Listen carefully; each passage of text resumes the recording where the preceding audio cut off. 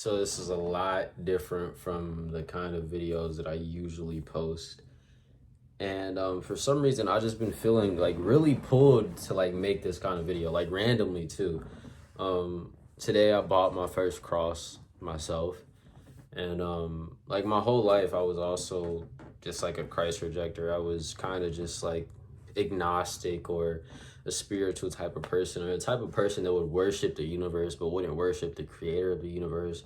And I would disrespect God all the time. And don't get me wrong, this isn't me saying like, oh, I'm perfect or I'm this sinless person, because I am a sinner and I'm aware of that. And I don't feel like me coming out and publicly speaking my faith is going to make me perfect or is going to please God, because I mean, we're not really judged on our works, or like we don't please God through our works. We kind of just like walk that path with his son, who, hence the cross. But anyway, yeah, I'm a Christian, and I'm really starting to take my faith a whole lot more seriously than I ever have in my life. And I kind of just want to make like a testimony kind of video, because the way that everything was kind of revealed to me was in such a like in my face way that it's kind of crazy how it took me so long. But the biggest encounter I had, or like the biggest sign from God that I had, was I was in downtown Kansas City. And if you ever been in downtown Kansas City, you know there's a Chipotle and there's an insomnia cookie. And at nighttime, it's a lot of homeless people that come out. There's a lot of people like on a lot of drugs, or just homeless out in the street, just like scouring for food, or and I'm pretty sure it was a Friday or a Thursday. And like if you're from here, downtown gets kind of crazy at nighttime. Like people get drunk. There's like this country fest where people dress up as like cowboys and cowgirls, and basically people are just drinking a lot. So I just had left the Genesis. There was like the gym. I'm talking to you guys like you know exactly what it is, but I just left this gym named Genesis. And at this time I didn't have my car, so I was biking. But I had like left the gym, and then I put my bike on the lock, and I went to Chipotle because that's usually where I go after I go to the gym.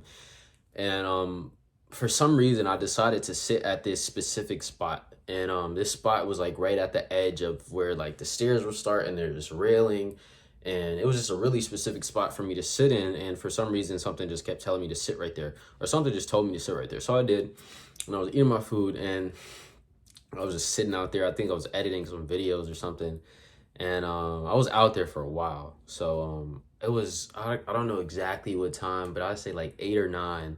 This really tall guy walks over. He's kind of like stumbling a bit, and he leans over the rail, and like I'm sitting right here, and he's over there, and I'm sitting right here, and he's over there, and then I see him out the corner of my eye.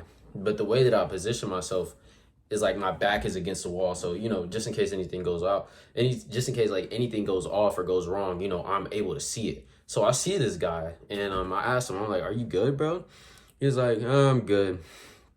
I was like, "Are you sure you good, bro?" And I'm just eating my burrito laughing. He was like, "Yeah, you're trying to make sure you're safe. It's all good." And in my mind, I'm thinking this guy's like a homeless guy, or he's drunk, or he's like blacked out or something. So I'm just genuinely trying to make sure he's okay. And then he said something along the lines of like, "Oh yeah, I understand that you're just trying to keep yourself safe, bro. I'm not even from here. I'm from St. Louis." And he asked me my name. I told him my name. He shook my hand, and he sat at the chair, like he sat at the table across from mine, and we just started chatting about something random. I had told him about the stuff that I'm trying to do with coaching, and he had started to like gain more interest in me. And then it eventually got to a point where he's like, "Can I sit right here?" And then I was like, "Sure, bro. I don't care." Like, it's 9 p.m. It's kind of weird for like some random grown man to ask to like sit across for you. But for some reason, something was just like, nothing was going off in my head. Like, you can always tell when somebody's kind of just like off. But he didn't seem off. He seemed super genuine. And I wasn't really on edge. I was like, whatever happens, happens. And yeah, at this time I was going through like a really hard time with my mom, and my life was kind of just crumbling apart, but I was still like holding myself together a little bit, and I was still going to the gym and just doing what I loved. So, I was okay. And so I was just like, I might as well talk to him. I don't have anything else to do. I already hit the gym. It's whatever. And so we get to talking, and turns out that he was a completely recovered fentanyl addict, and he had told me his testimony, and I don't really want to put too much out there because like I'm not going to name his name, but it is his personal business. But he basically told me that he was hooked on fentanyl for a while, and he was doing it in secret, and his wife had thought he was cheating on him, and he didn't want to let her know that he was doing fentanyl behind her back, and so he would do it in private. And his wife started thinking that he was being like super unfaithful, and he eventually had to come clean, and he like broke down, and he told me how he like almost overdosed, and he pretty much just told me how Jesus saved him, or how God saved his life, and now he's making like 150 grand a year, and he's starting his own business, and he's on his way to like becoming a millionaire. And he's about like, I think he was in his late 30s or mid 30s, and I was talking to him about my struggles and everything that was going on with me, my relationships. Like we literally exchanged lives. We were talking for like 4 hours. I didn't leave until like 2 a.m. And we started talking at 9, a complete stranger. And we started talking at 9. And I didn't stop talking to this guy that I don't know until like 2 a.m. We bought each other food. We talked for so long, bro. It was like I knew him for a lifetime. And I tried to get his number, but he said he had his work phone on him, and his truck was parked down the street, and he didn't have his personal thing. So I just gave him my Instagram, and I haven't talked to him since. But before we parted ways, I was talking to him about my girlfriend, and I was talking to him about the situation that I was in.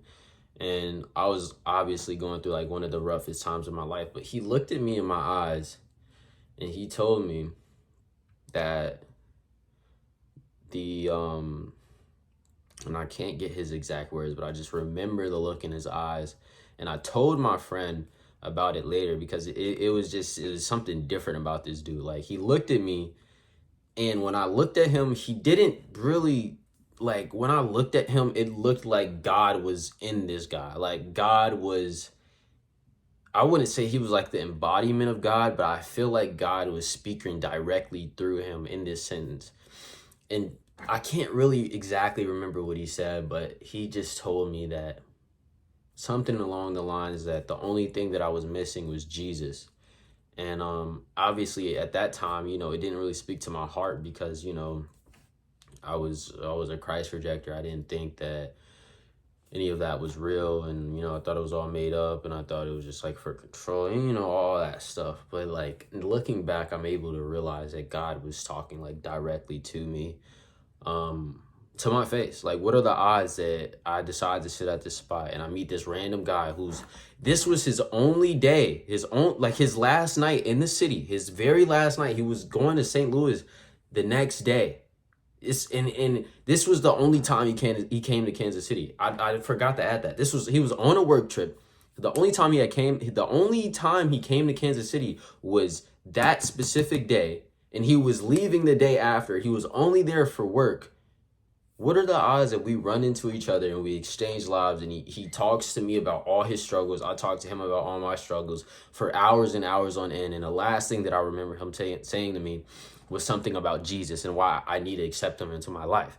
That was the first thing. But this is like the biggest turning point in my mindset, because I used to be really agnostic. I used to worship this book called The Four Agreements, and I was this kind of, like worship the universe, manifest your own reality. You've done everything yourself. God is, I'm not even going to say that because, God has done everything for me. But when I was listening to this guy named Myron Golden, and for some reason, everything he said when it came to business, it just resonated with me the most. And he always taught through biblical principles. And for some reason, I was just like, okay, I can take this advice from this guy who's always talking biblical principles about business, because I love business. And for some reason, this guy's his content just speaks to me the most, and I enjoy it the most. So I was consuming a lot of his content for a very long time. And on this specific day, he said something to me about, oh, obviously not directly to me, but through his video, he said something along the lines of, if you're scared, if you're scared to be challenged about what you believe in, maybe it's not the fact that you're scared of that belief being challenged. Maybe it's the fact that you're scared or you're uncertain that what you believe in is the truth. And then he started going on this, I wouldn't say rant, but he started breaking down the difference between something being true and something being truth. And I started listening to it, and it kind of just spoke to my heart. And I was just kind of second guessing my beliefs, because I was always so uncomfortable when people would challenge my beliefs. Someone, I got a text. But I would always get really defensive when somebody would come to me about God, or when somebody would say my beliefs were wrong, because in all reality, I was terrified that my beliefs weren't the truth. I was terrified that maybe everything that everyone was saying was true. I was scared of the fact that, hell was a thing. And, I was just rejecting it because I was scared. And it really took a long time for me to realize that. But this is the moment. I'm going to put this in a title. At this time is when I actually start talking about like this specific moment. So, my guy named Jaden, one of my best friends, honestly, I could say my best friend, like one of the most impactful friendships I've ever had in my life when it comes to my faith and when it comes to just my development. When I started to become or go down the path of an entrepreneur, was with my guy Jaden. He's always been throwing me game. He's always been doing this. He's always been doing that. And I wouldn't say recently, but my guy Jaden gave his life to God, and he was always talking to me about it. He was always sending me little things here and there, but he wasn't the type to just like push it on to me because he knew how I was. But one day, I had saw this song on his story by this guy named Forrest Frank, and the song was "Never Left My Side." And I like the way that it sounded. When you watch someone's stories, it plays like the first 9 seconds of the song or something like that. I heard like the first couple seconds, and I added it to my playlist. And I never listened to it.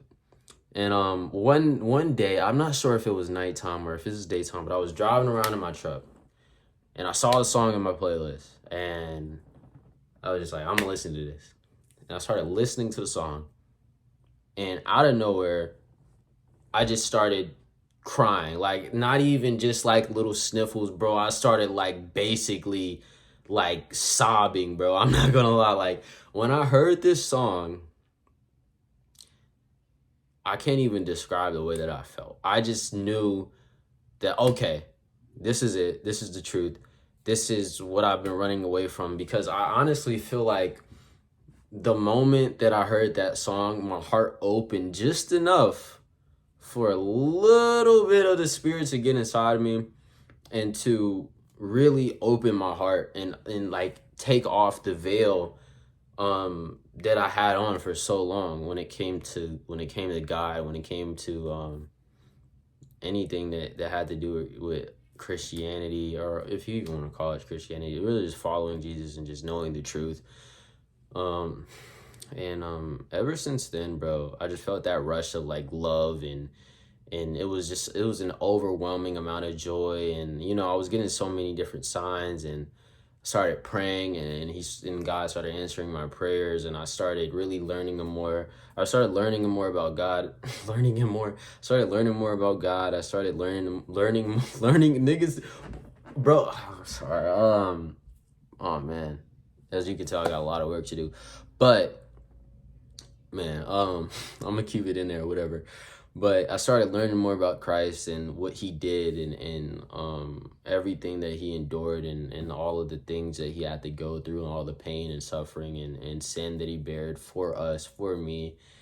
And just knowing that in my heart that Jesus died on the cross for me, and because God loved me so much, he sent his only son to die on the cross, and to even give me some sort of way to be in his kingdom.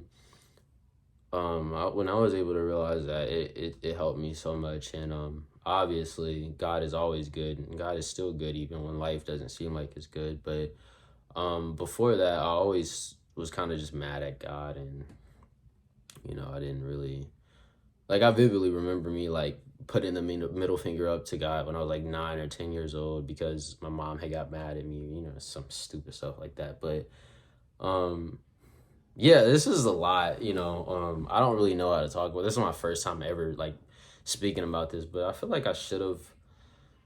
But yeah, I'm gonna post this because I'm not ashamed to say that I am a follower of God, and I'm obviously a work in progress. I'm nowhere near perfect, and but yeah, I feel like it's just necessary for me to put this out there. And like, yeah, I'm a fitness coach, and yeah, I do this and I do that, but at the end of the day, I wouldn't be able to do it without God, and